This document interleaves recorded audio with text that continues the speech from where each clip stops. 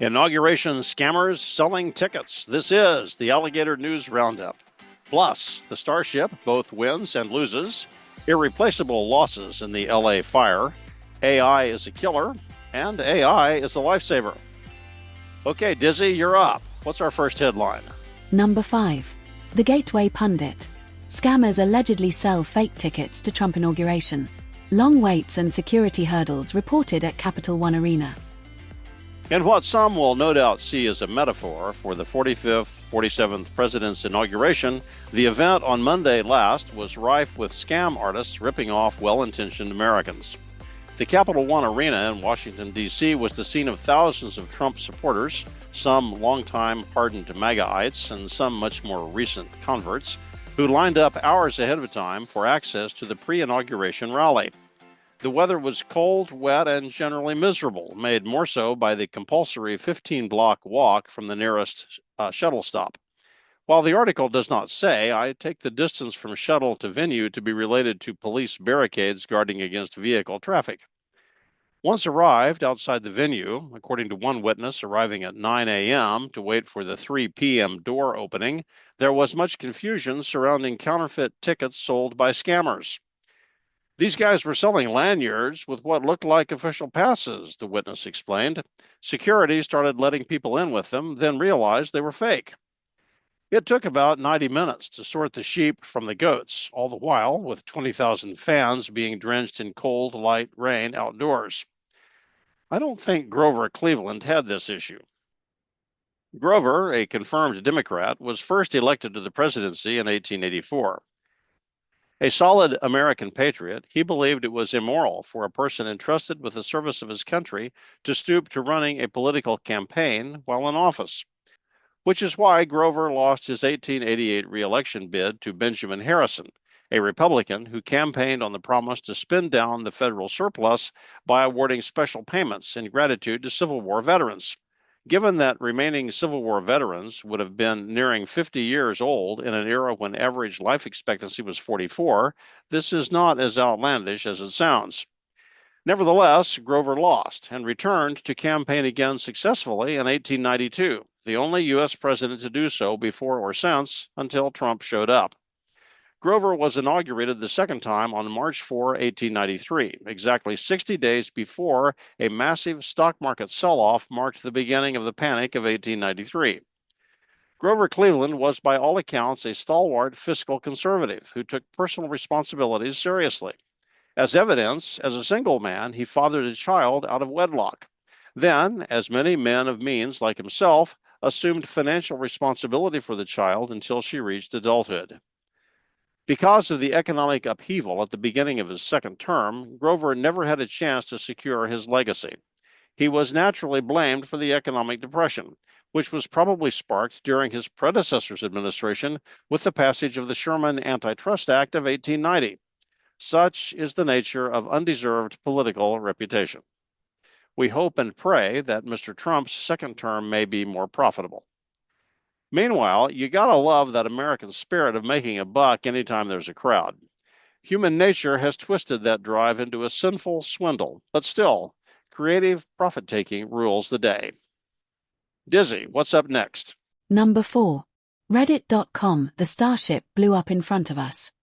Donald Trump was not the only one to launch things this week. Elon Musk of Tesla, X, and SpaceX launched his Starship, and Jeff Bezos of Amazon launched his Blue Origin New Glenn rocket. Only one of them blew up shortly after takeoff. The Starship did not make it back in one piece after suffering what we all now acknowledge as a rapid, unscheduled disassembly about 4 minutes into the flight. An oxygen leak, or maybe a fuel leak, developed just after the Super Heavy booster rocket separated as planned. The booster made it back to the launch pad in what has already become a monotonous, unremarkable vertical safe landing into the gentle and waiting arms of the chopsticks. The Starship itself, what would be the crew and payload capsule if it were manned, which it was not, disintegrated colorfully as pieces streaked across the sky like very expensive fireworks.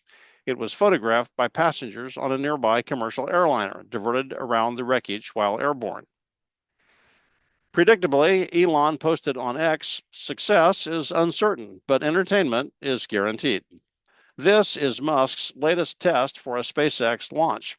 It is the 33rd iteration of the Starship component and the 7th time the Starship and the Heavy booster have been paired for actual liftoff. Most of the previous equipment has been retired from service or, in several cases, destroyed during unmanned missions. All that has happened since Elon Musk first entered the spaceflight business in 2019. Jeff Bezos founded his own space venture, Blue Origin, in 2020 and made a small stir when he flew into space on it himself in 2021. His NG, New Glenn, booster rocket can lift 50 tons into orbit, somewhat less than the 70 tons boasted by Elon's Super Heavy.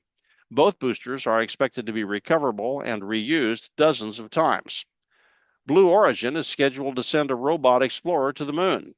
Both Blue Origin and SpaceX claim they are headed for Mars, but the commercial opportunities for both companies lean heavily toward communication satellite deployment in Earth orbit.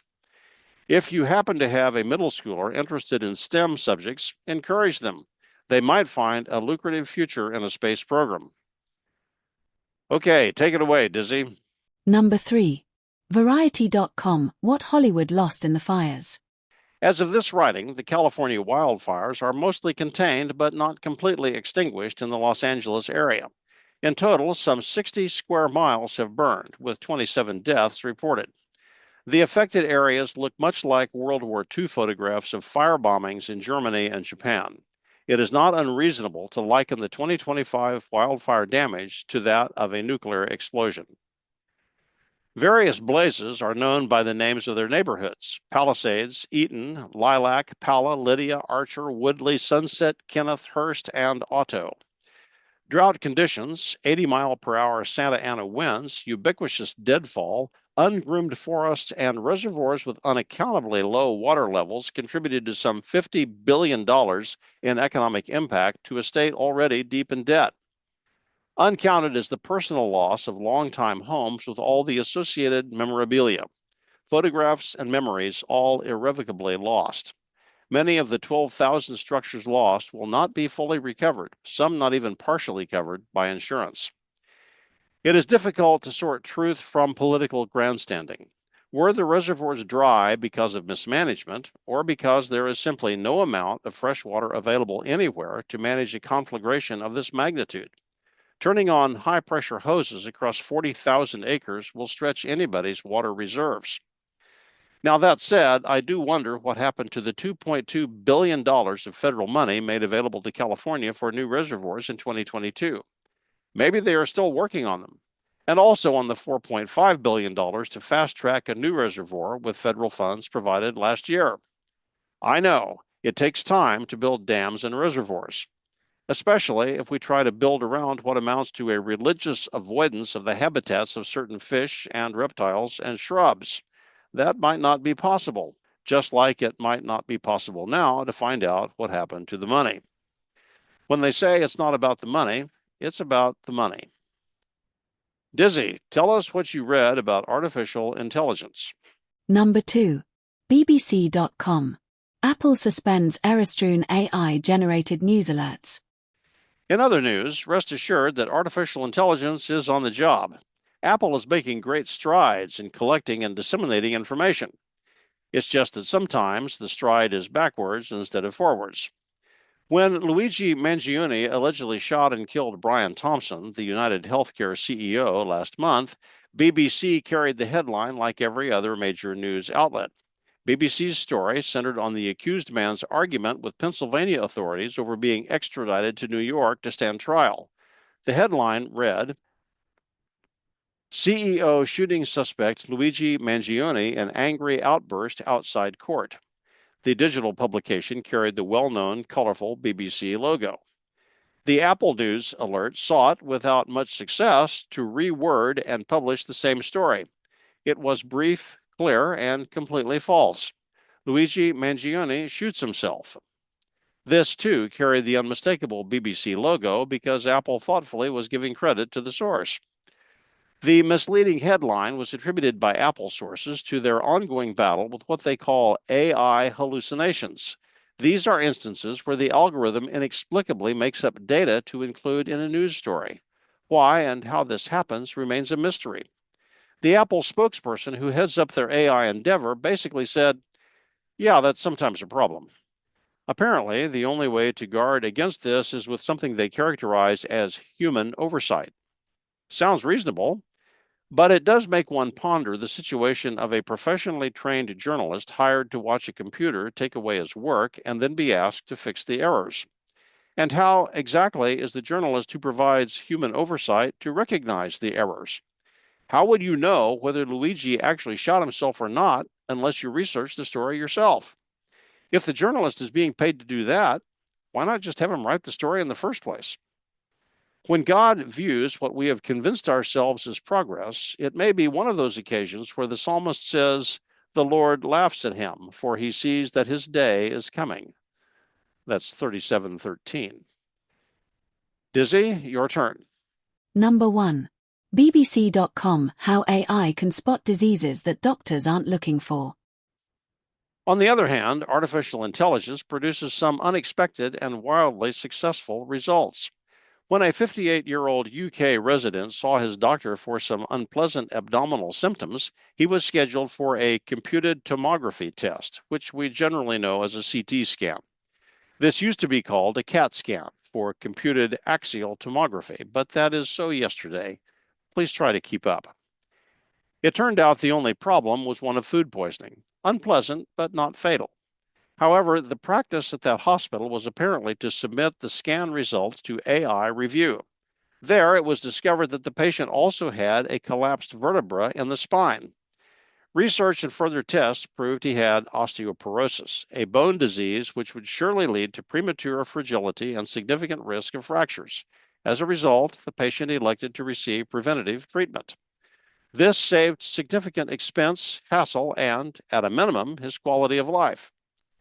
In my current hospital role as an untrained, unqualified, and usually unproductive volunteer who gets in the way of professional clinicians caring for cancer patients, I have seen presentations on this sort of thing. Patients need CT scans, ultrasounds, and other tests in the normal course of treatment.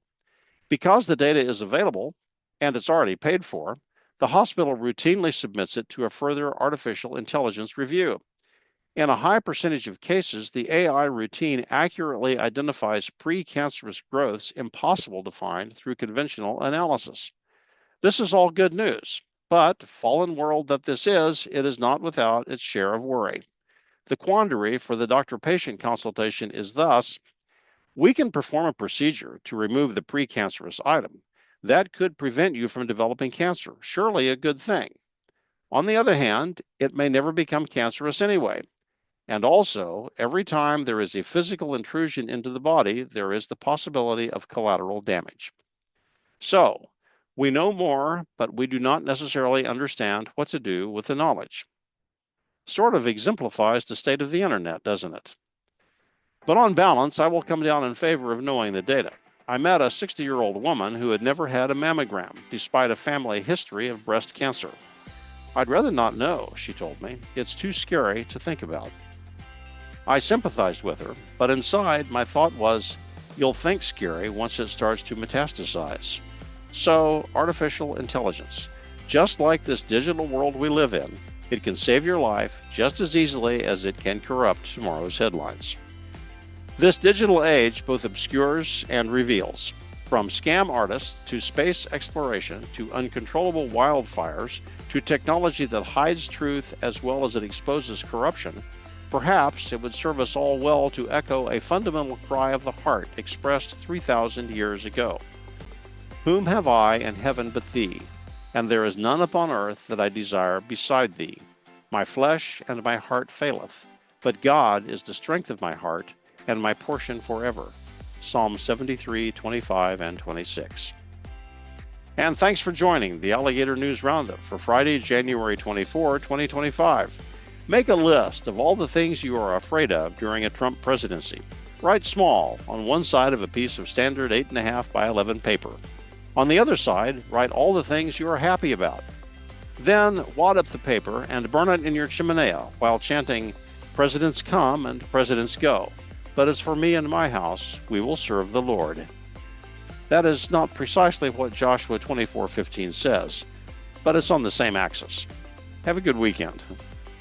Don't forget to share your comments below. Join us next week for the Alligator News Roundup.